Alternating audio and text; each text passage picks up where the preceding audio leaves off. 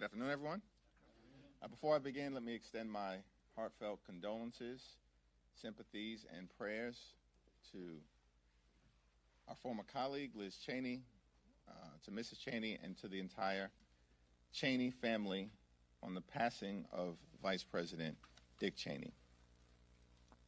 I also want to acknowledge today, of course, is Election Day, and just to encourage the American people to go out and exercise your right to vote, exercise the franchise, exercise your voice, wherever you may be, all across the country.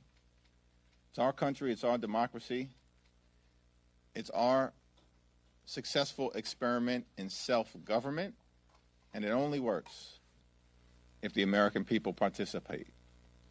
Despite all of the efforts from the other side of the aisle to engage in misdirection, lies, voter suppression, and obstruction, the will of the American people is going to prevail today. Here in America, the cost of living is way too high. Donald Trump and Republicans promised that they were going to lower costs on day one. But costs aren't going down, costs are going up. The Trump tariffs are making life more expensive for everyday Americans by thousands of dollars per year. Inflation on the way up. Grocery costs, way up. Housing costs, way up. Child care costs, way up. Electricity prices through the roof, and the American people know it. That Donald Trump and Republicans have failed to make their life more affordable. And now in the midst of this 35-day Trump-Republican shutdown, Republicans refuse to extend the Affordable Care Act tax credits, which is going to result in tens of millions of Americans experiencing dramatically increased premiums, copays, and deductibles. In some cases, everyday Americans, working class Americans, and middle class Americans are going to see their health insurance premiums increase by $1,000 or $2,000 per year because of the Republican refusal to extend the Affordable Care Act tax credits. Donald Trump and Republicans in the House and the Senate have failed the American people, and the American people know it. Democrats will continue to fight to lower the high cost of living, to fix our broken health care system, and to clean up corruption. In the Congress, in the courts, and certainly as it relates to Donald Trump and his administration, the most corrupt administration in American history. We want to reopen the government. We want to find a bipartisan path forward toward enacting a spending agreement that actually makes life better for the American people, that lowers costs for the American people, as opposed to the Trump economy where things are getting more expensive by the day. And of course, we have to decisively address the Republican health care crisis that is crushing the American people all across the land. Questions? We hear there's a little bit of a thawing next door in the Senate on this. We don't know what that means and what that would look like. But considering the exercise that Democrats in the House went through in March, how much skepticism would there be from House Democrats on any sort of an agreement that would come over from the Senate?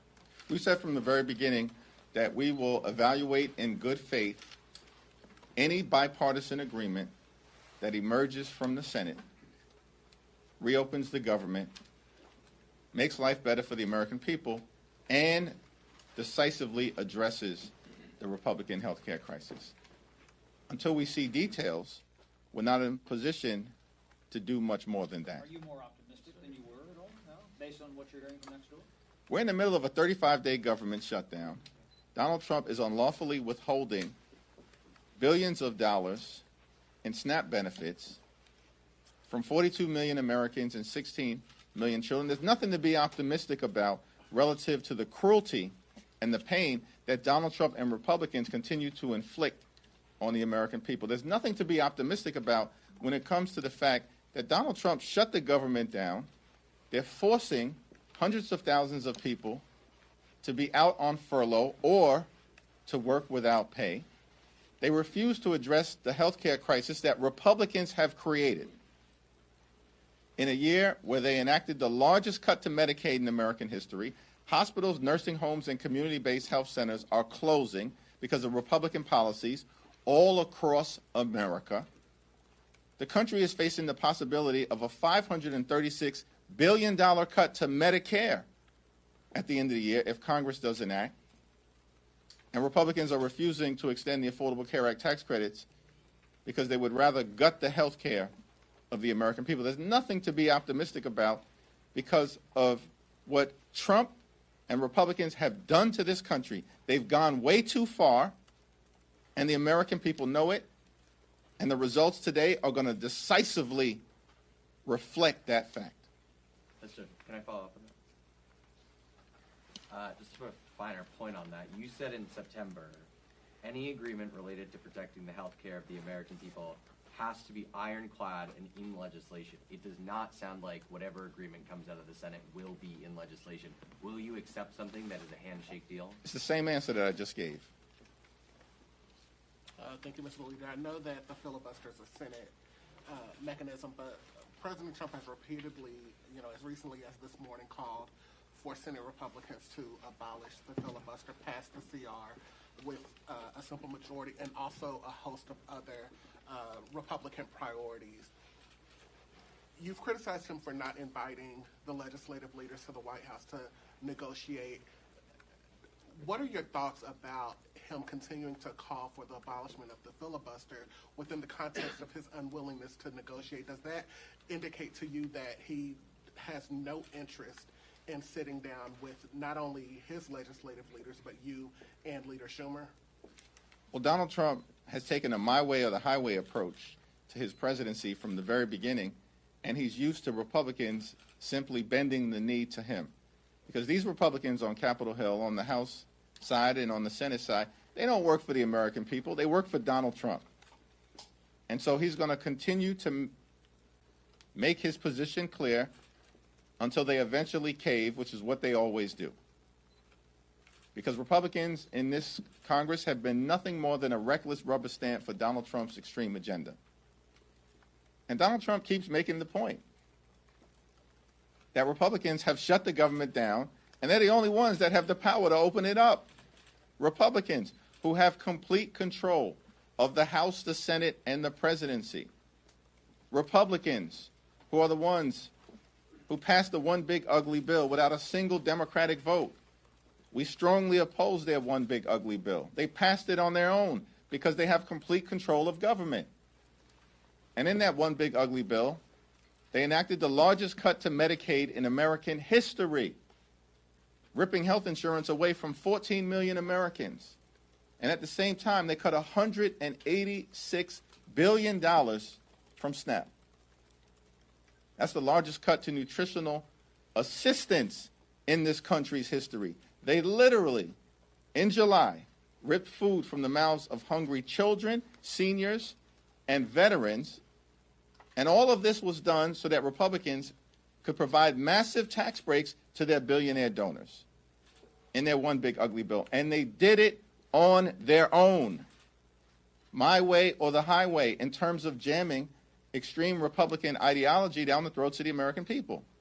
And so Donald Trump expects to see more of the same from the puppets that are Republicans in the House and the Senate. You said that Republicans always cave. Leader Thune said that the votes aren't there to abolish the filibuster. Are you saying that ultimately Donald Trump's request or demand will win out? If history is any indication, ultimately, compliant Republicans in the Senate are going to cave to the demands of their puppet master, Donald J. Trump. Thank you, Mr. Leader. Thanks. Thank you, Mr. Leader. This election cycle, Republicans have relied heavily on cultural issues, particularly trans issues.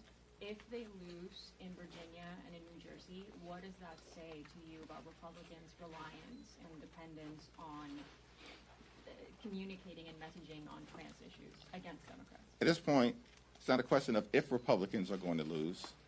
I was in Virginia earlier today. I was in New Jersey over the weekend. I was in California a few weeks ago. They are going to lose because the American people know that Republican policies have failed them. And it starts with the economy, that Republicans promised to lower the high cost of living. But costs aren't going down in America. Costs are going up. The cost of living in this country is out of control. And Donald Trump has not done a damn thing to change it.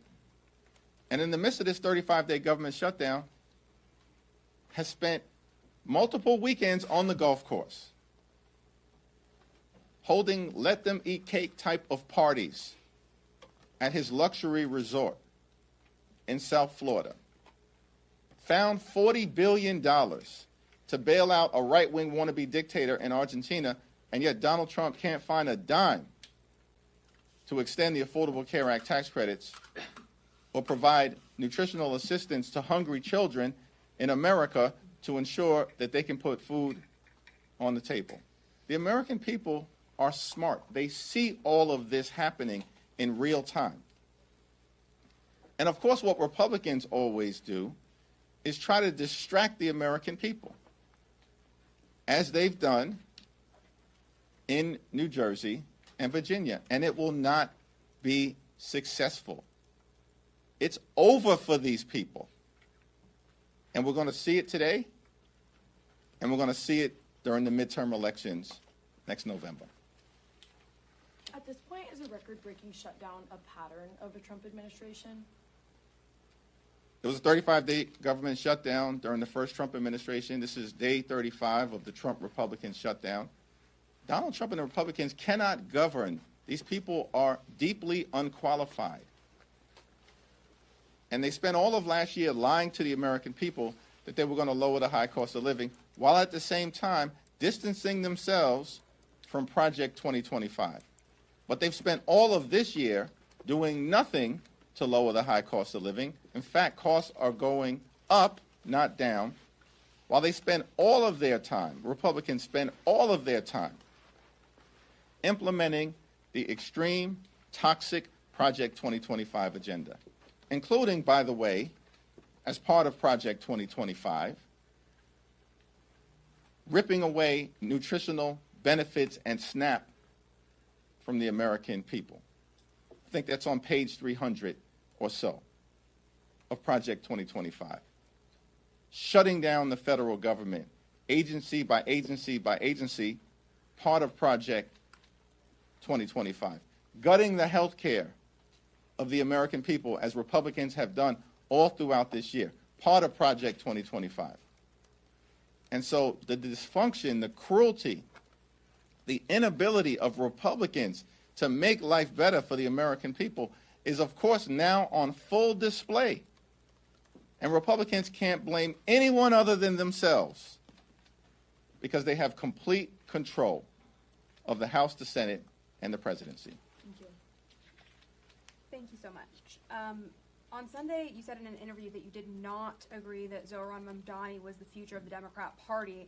I'm just wondering, do you believe that a Democrat Party embrace of socialism would hurt the party's chance next November? And will there be a Democrat pivot away from Mamdani and more towards the center following today's election?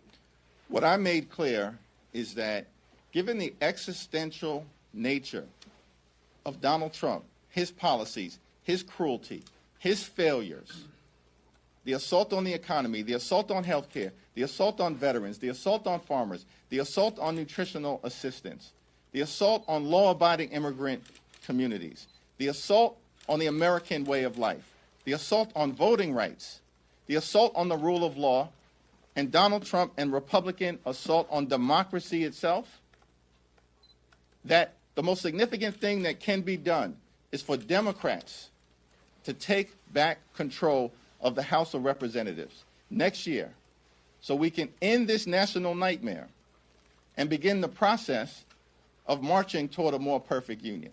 That's why these elections are going to matter. The midterms will matter. House Democrats will matter in terms of getting this situation turned around. And that's not pillow talk, that's real talk. Yeah, Rep Swazi and Gottheimer are working on a bipartisan ACA plan with income caps, things like that. Is that something that you support or encourage at all?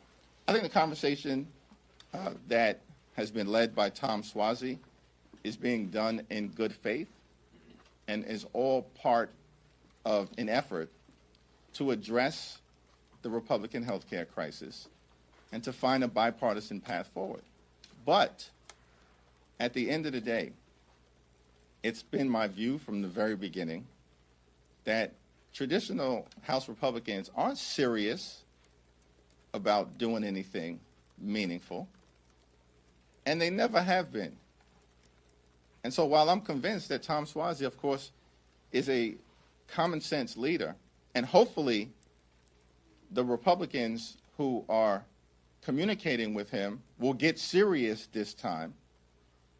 But what we have seen over and over and over again, this happened during the course of the One Big Ugly Bill, they made claims about positions that they were going to take, like never cutting Medicaid or protecting the clean energy tax credits or not ripping nutritional assistance away from children. And then when these so-called traditional conservatives, these swing seat Republicans, were ordered by their boss, Donald Trump, to bend the knee and vote for the One Big Ugly Bill, that's exactly what they did. And so I am hopeful that this time will be different. And Tom Swazi is a great leader and has articulated principles that are designed to try to find a bipartisan path forward in addressing the Republican health care crisis, particularly as it relates to extending the Affordable Care Act tax credits. But it seems to me more likely that if there's a bipartisan agreement to emerge, it will emerge from the Senate, not the House. Leader Jeffries, have the ICE agents who put hands on LaMonica McIver been identified to you? You would vow to have their names. They have not been identified to me yet. As part of the court case, it's our expectation that they will. Thank you. Thanks. I have a question about California's Proposition 50. I mean, it appears poised to pass pretty comfortably today, and as that momentum has been building the past few weeks, we've seen Democratic efforts in other states reemerge to redistrict, like in Virginia. Has the positive response in California to that effort influenced kind of the efforts of Democrats across the country to go back at, you know, some of these? We've been clear from the very beginning. I said it months ago, that Democrats would not let Donald Trump and Republicans gerrymander the national congressional map as part of their effort to rig the midterm election.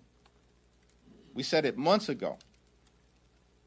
And that California would be the beginning, but that there would be a decisive Democratic response throughout America, from coast to coast, and at all points in between.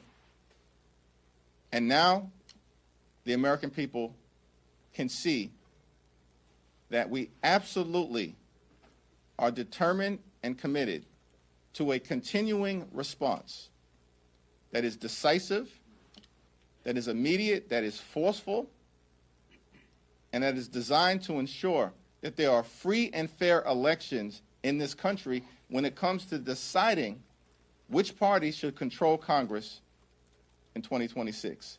Democrats will not unilaterally disarm.